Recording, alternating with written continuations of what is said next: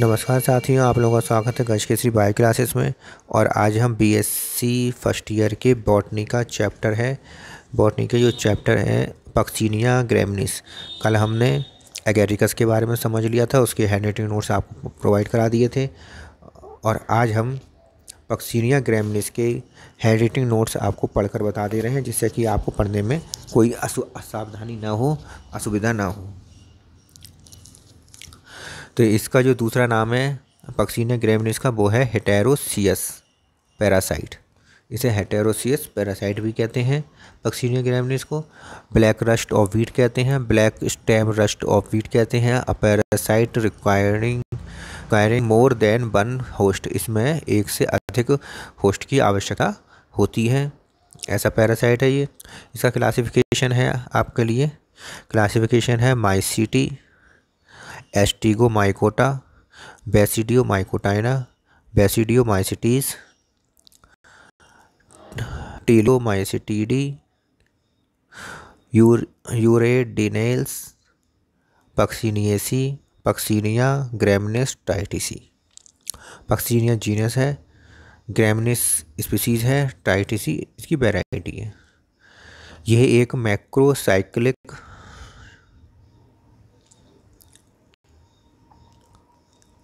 Polymorphic हेटेरोसियस parasite है, जिसकी life cycle में निम्नलिखित 5 स्टेजेस पाई जाती हैं। एक तो है स्टेजेस, पहली स्टेजेस है यूरिडियल स्टेज, ठीक है, और दूसरी है टीलियल स्टेज। तो ये दोनों जो स्टेजेस हैं ये प्राइमरी होस्ट पर होती हैं, या हम कह सकते हैं मेन होस्ट पर होती हैं, या हम कह सकते हैं चीफ होस्ट पर होती हैं, या वीट प्लांट पर होती हैं। तो हम इस तरह से कह सकते हैं कि जो वीट प्लांट है इसका मेन होस्ट है, चीफ होस्ट है, प्राइमरी होस्ट है। इसके बाद जो तीसरी स्पीसीज है basidial stage of on the soil और स्टम्प पर या सॉइल के ऊपर ये पाई जाती है, बेसिडियल स्टेज तीसरी है। चौथी है साइक्लिनियल एंड स्पर्मोगोनियल स्टेज। स्पर्मोगोनियल स्टेज है पीनियल है, PYENIAL, पीनियल या स्पर्मोगोनियल स्टेज है। और दूसरी और लास्ट है एरियल स्टेज। तो ये जो स्टेज हैं का ऑन द सेकेंडरी होस्ट, ये दूसरे होस्ट पर रहती हैं। जो दूसरा होस्ट है वो है बरबेरी, तो बारबेरी के ऊपर रहते हैं, अल्टरनेट होस्ट कहलाता है ये बारबेरी के ऊपर, इसके ऊपर पाई जाती हैं। Stage of seat,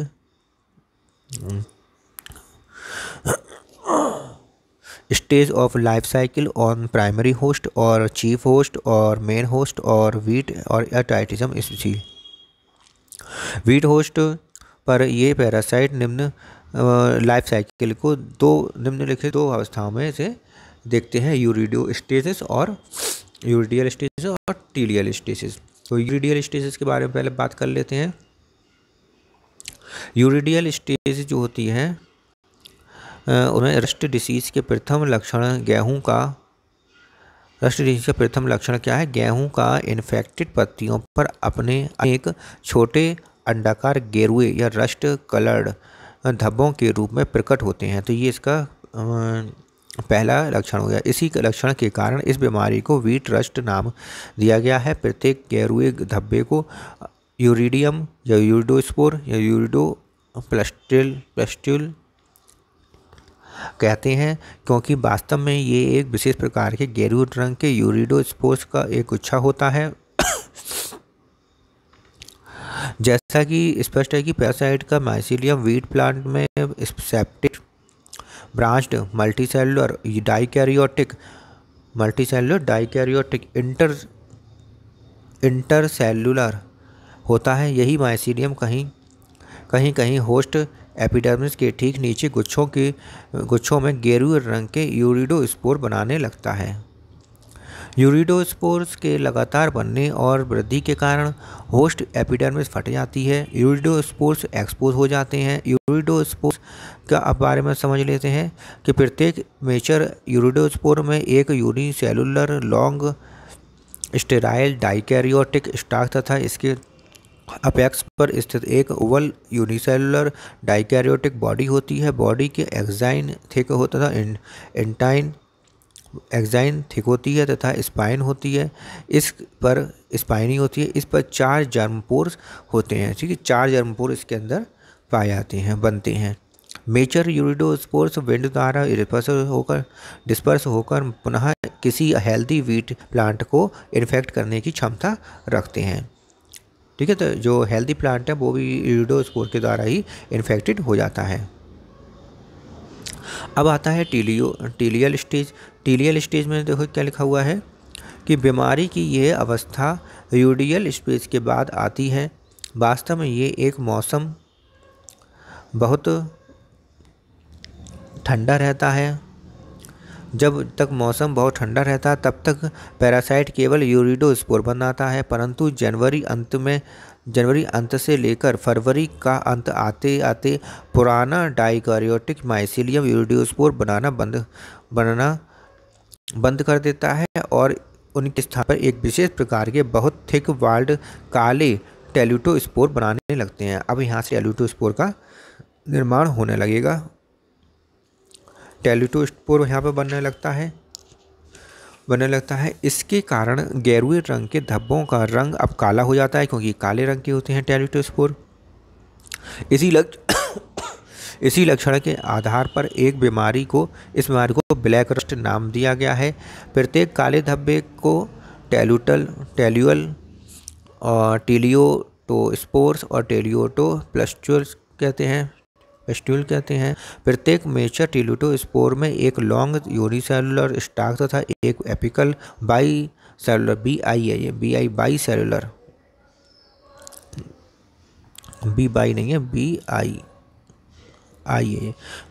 बाईसेलुलर spindle shaped dikaryotic body होती है। इसके प्रत्येक सेल में एक जर्मपोर पाया जाता है, कैरियोगेमी। प्रत्येक टेल्यूटोस्पोर्स के सेल्स के दोनों स्पोर्स आपस में फ्यूज करके 2 सिंकैरियन बनाते हैं। यहाँ सिंकैरियन बन गए। टेल्यूटोस्पोर के मेचर होते होते गेहूं की फसल पककर फट जाती है, जिसमें अधिकांश टेल्यूटोस्पोर गर्म खलिहानों में जाकर नष्ट हो जाते हैं, परंतु कुछ फसल कटने के समय खेत की मिट्टी में गिर जाते हैं और कुछ स्टंप पर शेष बचे रह जाते हैं। ठीक है, stage on soil and stump. Soil में और स्टंप में जो स्टेज होती है उसके बारे में अब देखते हैं। ये कौन सी स्टेज होती है, हमने पीछे बताया था आपको।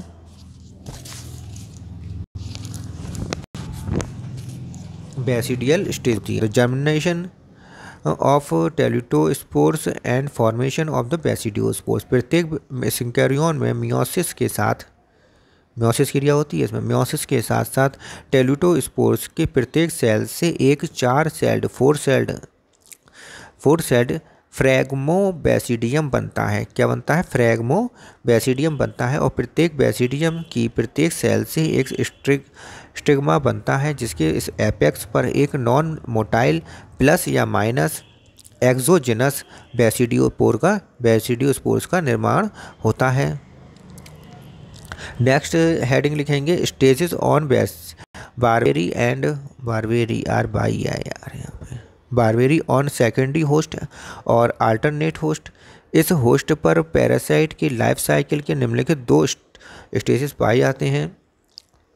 पहले ही लिखवा देते हैं पिकनियल तथा पिकनीडियल या स्पर्मोगोनियल स्टेज। तो पिकनियल स्टेज, पिकनीडियल स्पेस, स्पर्मोगोनियल स्टेज, ये स्टेजेस के नाम हैं। इसके हेडिंग है, इसमें देखेंगे।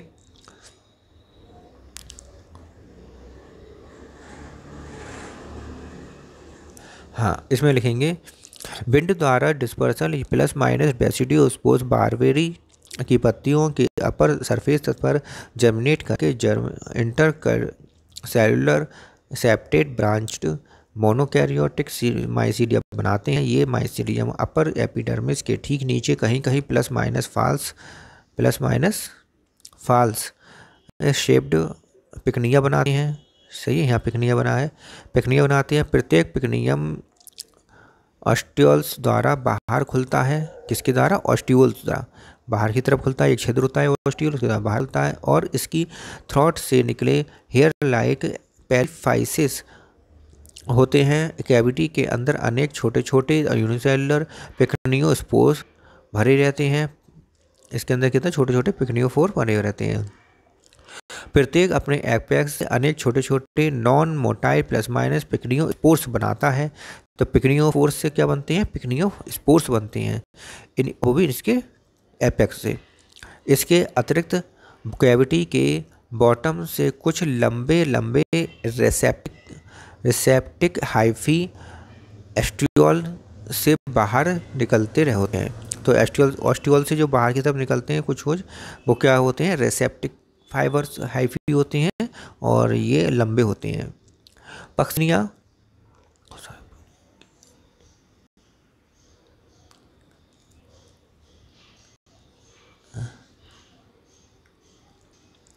पिकनिया वाले पिकनिया जो होते हैं वो मोनोकैरियोटिक हाइफी का फैलाव कभी कभी कहीं कहीं होस्ट की लोअर एपिडर्मिस के पास तक पहुंच जाता है। जो पिकने वाले जो मोनोकैरियोटिक हाइफी हैं इनका जो फैलाव है कहाँ तक पहुंच जाता है? लोअर एपिडर्मिस के पास तक कभी कभी पहुंच जाता है। जब पिकनियोस्पोर्स से भर जाते हैं, जब पूरा पिकनिया का जो थैलस है वो पिकनियोस्पोर्स से भर जाता है। पी बाई, ये सब पी यू लिखा हुआ है, गलत लिखा हुआ है, पी बाई है। पिकनियोस्पोर्स से भर जाता है तब पिकनियोस्पोर्स फिर बाई लिखना था, यहाँ पे यू लिख दिया। पिकनियोस्पोर्स एक नेक्टर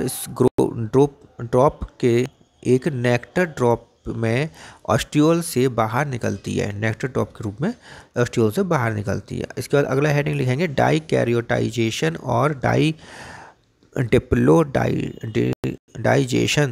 डाइकैरियोटाइजेशन या डिप्लोडाइजेशन या स्पर्मेटाइजेशन। तो ये जो हेडिंग है ये आपको डाल दीजिए, डाइकैरियोटाइजेशन या स्पर्मेटाइजेशन या डिप्लोडाइजेशन।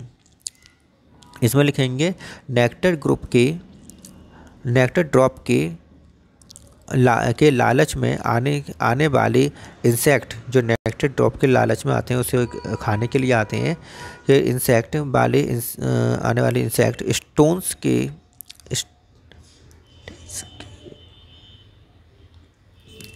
कहाँ पहुँच जाते हैं? रिसेप्टिकल हाइफी पर पहुँच जाते हैं और प्रत्येक पिकनियोस्पोर्स का साइटोप्लाज्म अपने अपोजिट स्ट्रैंड के रिसेप्टिक हाइफी के साइटोप्लाज्म से फ्यूज होकर प्रत्येक पिकनियोस्पोर का साइटोप्लाज्म अपने अपोजिट स्ट्रैंड के लोअर एपिडर्मिस के पास स्थित होस्ट की जो लोअर एपिडर्मिस होती है उसके पास स्थित किसी एक मोनोकैरियोटिक सेल्स में आकर रुक जाता है। इस प्रकार इस सेल्स में दो न्यूक्लियाई प्लस माइनस हो जाते हैं। इस प्रकार मोनोकैरियोटिक सेल्स का डाइकैरियोटिक सेल्स में बदलने की क्रिया को डाइकैरियोटाइजेशन कहते हैं, स्पर्मेटाइजेशन कहते हैं। ये नई बनी हुई डाइकैरियोटिक सेल तेजी से ग्रोथ और डिवीजन द्वारा नए डाइकैरियोटिक माइसीलियम का निर्माण करने लगती है और साथ ही साथ पिकनिया धीरे धीरे नष्ट होने लगते हैं। ये पिकनिया नष्ट होने लगते हैं और डाइकैरियोटाइजेशन की क्रिया कंप्लीट हो जाती है, संपन्न हो जाती है। एसीएल स्टेज या एसिडियल स्टेज, ये लास्ट स्टेज है वही हम बता रहे हैं। एसीएल स्टेज या aecidial stage on lower surface of barberry leaf के लोअर सरफेस पर होती है। ये पिकनियल स्टेज के माध्यम से बारबेरी लीफ के लोअर एपिडर्मिस के ठीक अंदर की ओर बनी हुई नई डाइकैरियोटिक सेल से नया डाइकैरियोटिक माइसीलियम डेवलप होने लगता है। सही है। अब माइसीलियम डाइकैरियोटिक माइसीलियम यहाँ डेवलप हो गया। ये माइसीलियम कहीं कहीं एपिडर्मिस के ठीक अंदर की ओर कुछ बड़ी बड़ी डाइकैरियोटिक सेल्स के गुच्छे बनाने लगता है। गुच्छे बनने हैं, इन गुच्छों का क्या नाम है? इन्हें प्रोटोएसिडिया कहते हैं। क्या नाम है गुच्छों का? प्रोटोएसिडिया। इन्हें प्रोटोएसिडियम जिन्हें प्रोटोएसिडियम की डाइकैरियोटिक सेल्स लंबी लंबी कॉम्पैक्ट बेसल सेल्स बनाती हैं। प्रत्येक बेसल सेल्स अपने एपेक्स से अनेक हेक्सागोनल यूनिसेलुलर एसियोस्पोर्स के बीच एक छोटी स्टेराइल डाई डिसजंक्टर सेल्स पाई जाती है। लगातार एसिडियोस्पोर्स के बनते रहने के कारण होस्ट लीफ के लोअर एपिडर्मिस पर दाब बढ़ने लगता है, जिसके कारण ये एपिडर्मिस धीरे धीरे बल्ज होती हुई प्रतीत होने लगती है और अंत में फट जाती है। फलतः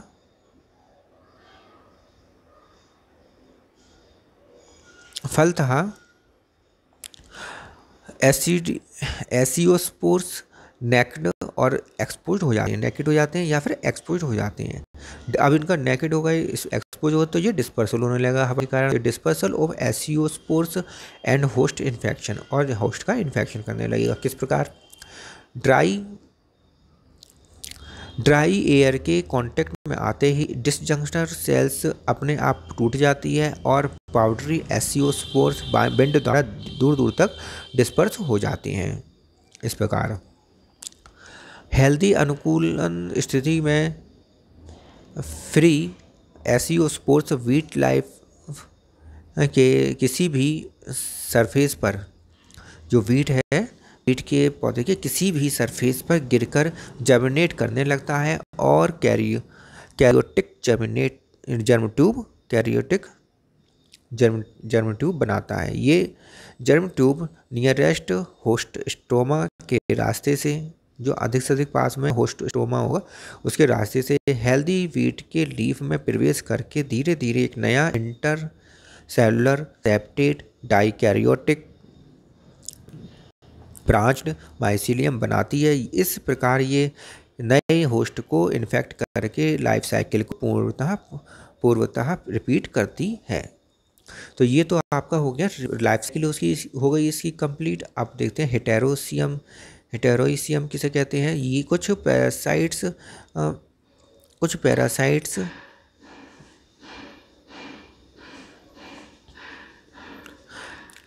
मैक्रोसाइक्लिक होते हैं, अतः इन्हें अपनी लाइफ साइकिल पूरा करने के लिए एक से अधिक होस्ट की आवश्यकता होती है। इस प्रकार किसी पैरासाइट द्वारा एक से अधिक होस्ट पर अपने जीवन चक्र को पूरा करने की क्रिया को हेटेरोसियम कहते हैं।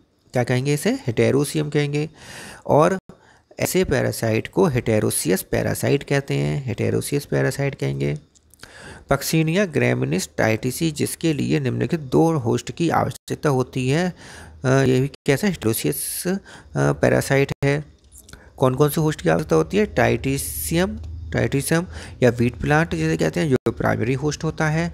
दूसरा होस्ट होता है सेकेंडरी होस्ट कहलाता है बर्ले बुश। ठीक है, ये सेकेंडरी होस्ट होता है। अब इसका हम कंट्रोल देख लेते हैं कि कंट्रोल किस प्रकार से होता है। कंट्रोल करने के लिए जो हमें कुछ ना कुछ दवाइयों का यूज़ करना पड़ता होगा, देखते हैं क्या है। यद्यपि पिछले दशक से पूर्ण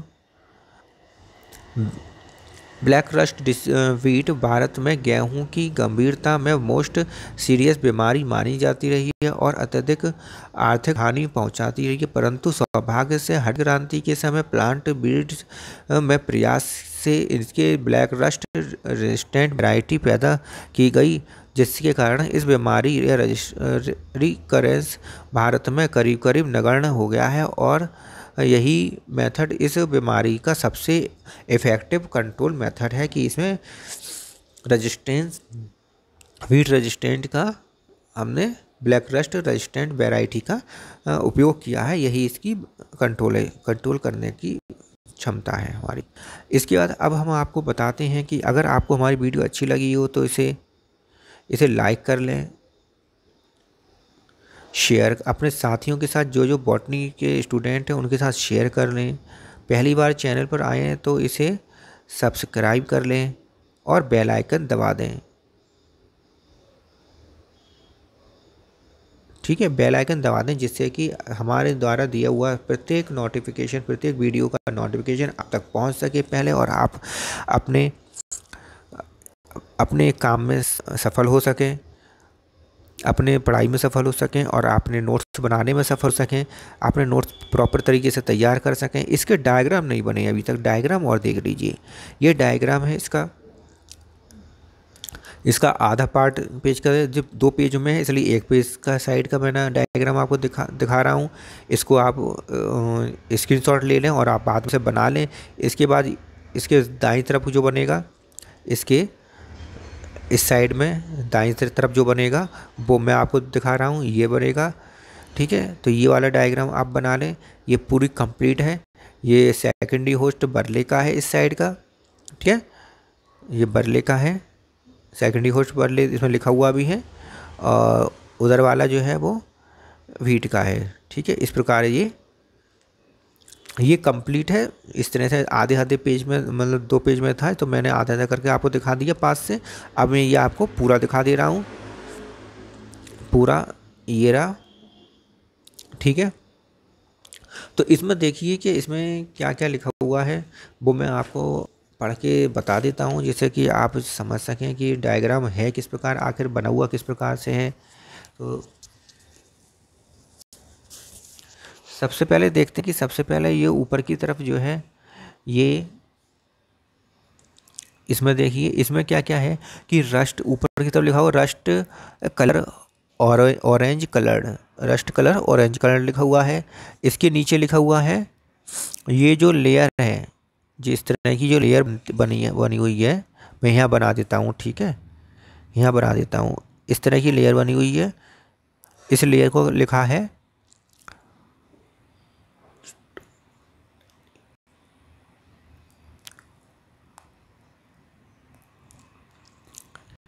एन्फेस्टोमेटल लीफ लिखा हुआ है।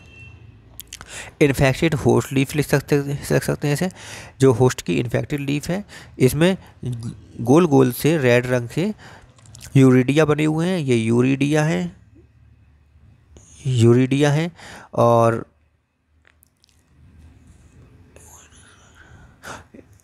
अब इसको हम काटते हैं और काट कर अंदर देखेंगे। टीएस इसका देखते हैं, इसकी इन्फेक्टिव लीड्स की टीएस इस तरह से काटते हैं, और काट कर हम इसको देखेंगे तो ये स्ट्रक्चर निकल के आएगा।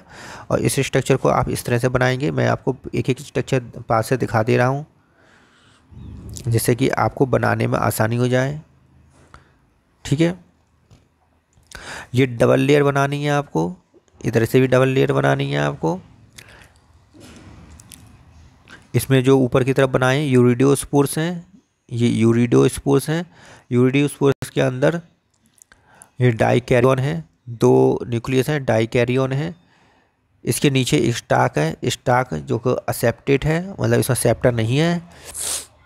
यंग स्पोर बने हुए हैं, छोटे छोटे ये यंग स्पोर बने हुए हैं। इनके नीचे माइसीलियम है, क्या है, इंट्रासेलुलर सेप्टेड सेकेंडरी माइसीलियम है। इंट्रासेलुलर सेप्टेड सेकेंडरी माइसीलियम जो डाइकैरियोटिक होता है। और ये ब्लू रंग का जो दिखाया गया है, ये गोल गोल सा ये दिखाया गया है, ये है होस्ट टिश्यू है। तो ये क्या हो गया, यूरिडियल स्टेज का इन्फेक्टिव लीफ जो है उसका टीएस बना दिया। इसमें यूरिडियल स्टेज आपने दिखाई है, क्योंकि यूरिडोस्पोर बना है तो यूरिडियल स्टेज हमने दिखा दिए। तो ये डायग्राम आपने बना लिया हो, तो अब नेक्स्ट डायग्राम इस तरह को बनाइए। इसमें क्या है कि एक यूरिडियोस्पोर का डायग्राम बना हुआ है। यूरिडियोस्पोर में सबसे बाहर की तरफ स्पाइनी एक्साइन है, उसके अंदर इंटाइन है, उसके अंदर जर्मपोर हैं 4 जर्मपोर उसके अंदर पाए जाते हैं। ये स्टाक्स हैं यूरिडियोस्पोर का।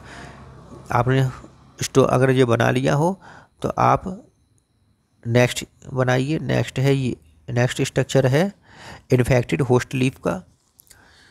यूरिडियोस्पोर इन्फेक्शन करेंगे, इन्फेक्शन लीफ का है, ये इन्फेक्शन लीफ का होस्ट है। इसमें रेड रंग के जो है वो टेलियल, ब्लैक कलर के टीलिया है, टीलियोटोस्पोर्स हैं, टीलिया है, ये त्रिकोना ये टीलिया है, और टीलिया के अंदर टीलियोस्पोर है, टीलियोटोस्पोर्स हैं। इन्फेक्टिव स्टेम है, ये क्या चीज़ है, स्टेम है। इन्फेक्टेड स्टेम इज डाइकैरियो फेज, ये डाइकैरियन फेज है ऑन प्राइमरी होस्ट ऑफ और वीट, प्राइमरी होस्ट या वीट पर ये इन्फेक्टिव स्टेज है डाइकैरियन फेस।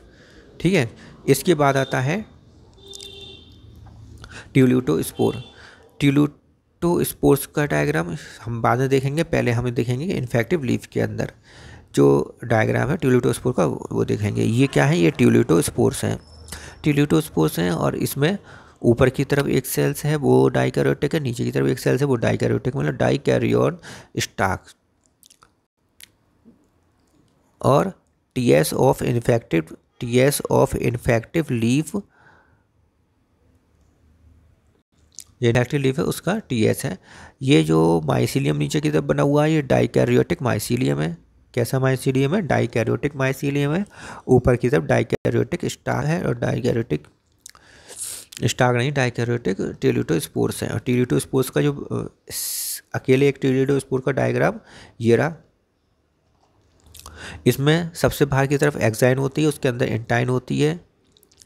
ट्रांसफर सेक्टम होता है जो दो भागों में से बांटा रहता है। ऊपर की तरफ जर्मपोर पाया जाता है, इसमें ऊपर की तरफ जर्मपोर होता है और इसमें दो न्यूक्लियस होते हैं, डाइकैरियन होते हैं और ये स्टाक होता है। तो उसमें जो लिखा हुआ था वो हमने क्या लिखा था, गलती से पढ़ गया। डाइकैरियन जो था वो ये डाइकैरियन थे और स्टाक ये था नीचे। तो इस तरह से आपको अगर समझ में आ गया हो, चित्र बना ली हो, तो आप नेक्स्ट चित्र को बनाइए कैरियोगैमी या डिप्लॉइड फेज। अब इसमें देखिए कैरियोगैमी, ये ऊपर की तरफ जर्मपोर है और इसके अंदर दो सेल्स हैं। जो डाइकैरियन थी उसमें फ्यूज़न हो गया, फ्यूज़न होने से सिंकैरियन का निर्माण हुआ। सिंकैरियन एक ऊपर बन गया, एक नीचे सिंकैरियन बन गया, 2n फेज बन गई इसकी। स्पिंडल शेप्ड, ये स्पिंडल शेप का होता है। जर्म ट्यूब यहाँ से निकले, ये जो निकल रही है ये जर्म ट्यूब है, जर्म ट्यूब निकल रही है। इसके बाद इसमें मियोसिस होती है, मियोसिस की क्रिया होती है, सिंकैरियन बनता है। फॉर्मेशन ऑफ फ्रैगमोबैसिडियम का फॉर्मेशन होता है इसमें। बैसिडियोस्पोर्स बनते हैं इसमें और प्लस माइनस जब मिल जाते तो बैसिडियोस्पोर्स बनते हैं। ये क्या है, बैसिडियोस्पोर्स हैं। ठीक है, ये स्टिग्मा, इसमें रेड रंग के ये स्टिग्मा बन रहे हैं। ठीक है, ऐसे इस तरफ को दिखाया गया है नीचे की तरफ। ये फ्रैगमोबैसिडियम है, फ्रैगमोबैसिडियम दिखाया गया है, प्लस माइनस इसमें स्टिग्मा बन रहे हैं, जिस स्टिग्मा बन रहे हैं। और स्टिग्मा के ऊपर क्या क्या दिखाई दे रहा है, बैसिडियोस्पोर। ये बैसिडियोस्पोर्स हैं, ये बैसिडियोस्पोर्स हैं। ठीक है, इसके साथ ही साथ अब नीचे देखिए इसमें क्या लिखा हुआ है कि जर्मिनेटिंग ट्यूलिटोस्पोर में जर्मिनेशन होता हुआ दिखाई दिया है। इसके बाद अब जाता है, ये बायोलॉजी का चल रहा है, ट्यूलिटोस्पोर बायोलॉजी में बनते हैं ना, बायोलॉजी का चल रहा है। इसके बाद में है बाई बैसिडियोस्पोर्स, इन्फेक्शन बाय बैसिडियोस्पोर्स। ठीक है, तो इन्फेक्शन होगा, नंबर 1 इन्फेक्शन होगा और बैसिडियोस्पोर्स बनेंगे, बैसिडियोस्पोर्स द्वारा इन्फेक्शन होगा। बाई बैसिडियोस मतलब बैसिडियोस्पोर्स द्वारा इन्फेक्शन होगा। अब इन्फेक्शन होगा तो किस प्रकार से होगा, इसका स्ट्रक्चर इस पर यहाँ पर आना है आपको इस तरह से। इसमें क्या क्या बना है, ऊपर की तरफ यहाँ देखिए, यहाँ जर्मिनेटिंग बैसिडियोस्पोर्स बना हुआ है। जो जर्मिनेटिव बैसिडियोस्पोर्स है ये अपर एपिथेलियम ऑफ होस्ट लीफ की अपर एपिथेलियम है। अंदर की तरफ ये जो बने हुए हैं ये है प्राइमरी माइसीलियम बना हुआ है, या इसे कहते हैं मोनोकैरियोटिक माइसीलियम। प्राइमरी माइसीलियम या मोनोकैरियोटिक माइसीलियम बने हुए हैं। इसके बाद इधर देखिए, इधर ये स्ट्रक्चर है, इधर क्या लिखा हुआ है, एक्सटेंटेशियस ऑन माइसीलियम। माइसीलियम का एक्सटेंटेशियस मतलब उसका फैलाव, एक्सटेंटेशियस पीछे अपर लोअर तक, लोअर सरफेस तक। लोअर एपिडर्मिस ऑफ होस्ट की लोअर एपिडर्मिस है, इस लोअर एपिडर्मिस तक इसका एक्सटेंशन हुआ है। एक्सटेंशन है, ये एक्सटेंशन लिखा है, गलत लिखा हुआ है, स्पेलिंग गलत है। Extension TION extension of extension of mycelium का अपर एपिडर्मिस से लोअर एपिडर्मिस तक हुआ है। इसके बाद आता है इसमें क्या होगा, पिक्नियम फॉर्मेशन, पिक्नियम की फॉर्मेशन होगी बाय डाइकैरोटाइजेशन, ये हम कहेंगे डाइकैरोटाइजेशन की क्रिया होगी। देखिए इसमें इसका भी स्ट्रक्चर देख लीजिए,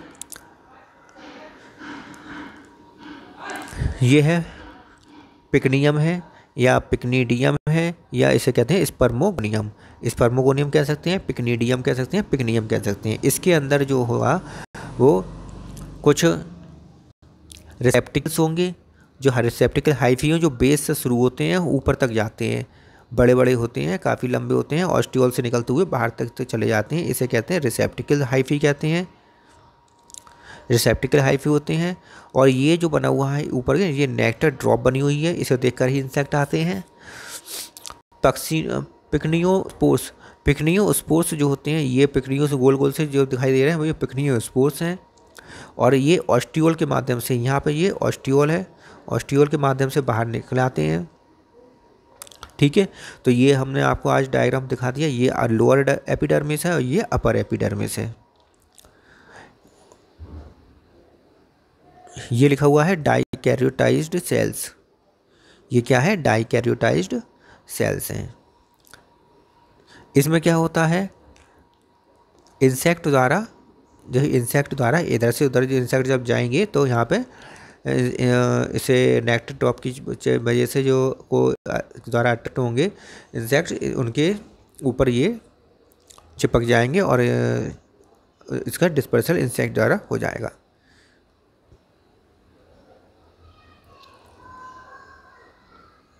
अब इसमें देखिए ये स्ट्रक्चर है, इस स्ट्रक्चर को देखिए आप, काफ़ी भयंकर स्ट्रक्चर है। देखिए क्या लिखा हुआ है, ये लोअर एपिडर्मिस है, लोअर एपिडर्मिस है। इस लोअर एपिडर्मिस की ऊपर की तरफ प्रोटो एसिडियम बना हुआ है, ये प्रोटो एसिडियम बन गया, इसका प्रोटो एसिडियम बना है। और ये जो बने, ये क्या लिखा है, न्यूली फॉर्म्ड सेकेंडरी माइसीलियम, नया नया सेकेंडरी माइसीलियम बना हुआ है। न्यूली फॉर्म सेकेंडरी माइसीलियम जो बना है वो bulged mycelium, bulged lower epidermis leaf, epidermis leaf को बल्ज कर रहा है। देखिए ये नीचे की तरफ बल्ज, लोअर एपिडर्मिस को बल्ज कर गया, और किसकी वजह से हुआ है, न्यूली में इसकी वजह से हुआ है। और यहाँ बना लिया, बल्ज करने के बाद प्रोटो एसिडियम बना लिया इसने। ये बेसल सेल्स हैं, ये छोटी छोटी जो दिखाई दे रही हैं ये क्या है, ये बेसल सेल्स हैं, कलर्ड हमने बनाई है। ये इसमें ग्रीन और रेड रंग के न्यूक्लियस हैं, प्लस माइनस न्यूक्लियस हैं। और ये यहाँ ये हाइफी बने हुए हैं, इनका नाम न्यूली फॉर्म्ड सेकेंडरी माइसीलियम है। प्राइमरी माइसीलियम जो इसमें है, इसमें बना हुआ है प्राइमरी माइसीलियम, ये देखिए ये बना हुआ है प्राइमरी माइसीलियम बना हुआ है। जिसका नाम है पिक्नियम।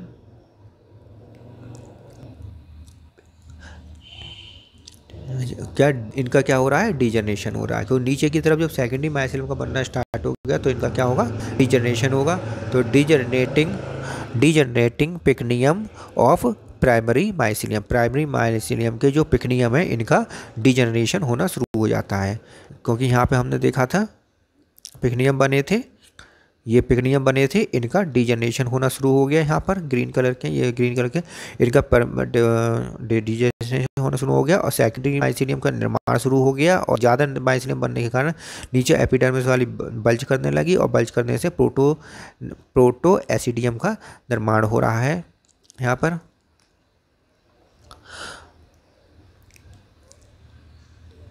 इसके बाद देखिए प्रोटो एसिडियम का निर्माण होगा। प्रोटो एसिडियम निर्माण होने से अब क्या, नीचे ज़्यादा दबाव के कारण ये फट जाती है, तो इसमें एसिडियम जो है वो एक्सपोज हो जाते हैं, एक्सपोज हो रहे हैं। देखिए यहाँ पर ये एक्सपोज हो रहे हैं एसिडियम क्या हो रहा है यहाँ पर, ये एक्सपोज हो रहे हैं, क्योंकि ये फट गई, बल्ज हो गई, बाहर की तरफ आ गई। ठीक है, बल्ज हुई, ये डायग्राम बना लीजिए आप एसिडियम का बल्ज होने का, बाहर की तरफ निकलने का। इसके बाद क्या होगा,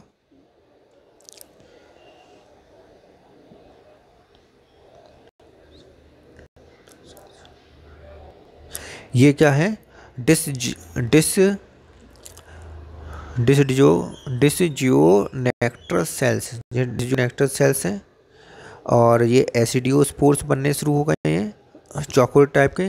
बेसल सेल्स, ये ग्रीन कलर की बेसल सेल्स हैं और ये एसिडियोस्पोर्स में बेसल सेल्स हैं। ठीक है, ये बेसल सेल्स बनने शुरू हो जाएंगे, बेसल सेल्स बनेंगी, एसिडियोस्पोर्स बने, एसिडियोस्पोर्स में बेसल सेल्स होती हैं।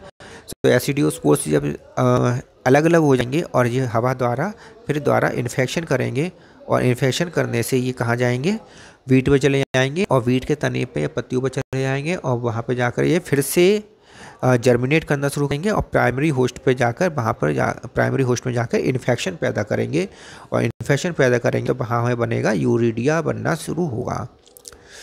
तो इसमें ये आप देख लीजिए कि इसमें जो इतना जो पोर्शन है, कितना पोर्शन, इतना जो पोर्शन है, ये वाला जो पोर्शन है ये इतना बार्ले का अंदर का है और बाकी सारा क्या है, ये वीट का है। तो दो होस्ट होते हैं, एक तो होता है वीट प्राइमरी होस्ट, दूसरा होता है बर्ले सेकेंडरी होस्ट। तो इस प्रकार ये इसका जो डायग्राम मैंने आपको पूरा पास से दिखा दिया, एक एक डायग्राम समझा दिया, कौन कौन सी चीज़ कहाँ कहाँ लिखी जाएंगी वो मैंने आपको दिखा दिया। अच्छा ठीक है, ये क्या लिखा हुआ ये भी पढ़ लीजिए, ये लिखा हुआ मोनोकैरियोटिक फेज ऑन सॉइल और स्टंप। ठीक है, सॉइल और स्टंप पर मोनोकैरियोटिक फेज वाला पोर्शन ये रहा, ये यहाँ से यहाँ तक सॉइल। ठीक है, तो अब आपका ये चैप्टर मुझे लगता है काफ़ी कंप्लीट हो चुका है, ये लगभग पूरा ही हो गया है। कंट्रोल भी लिखवा दी, हाँ सब कुछ पूरा हो गया है। हेडिटेड नोट्स आपको मिल गए, डायग्राम आपको मिल गया। अब आप लाइक कर लें, इसे शेयर कर लें अपने साथियों के साथ और अधिक से अधिक शेयर करें तथा पहली बार आए तो इस चैनल को सब्सक्राइब कर लें, लाइक कर दें मेरे चैनल को और लाइक कर दें, शेयर कर दें और सब्सक्राइब कर दें।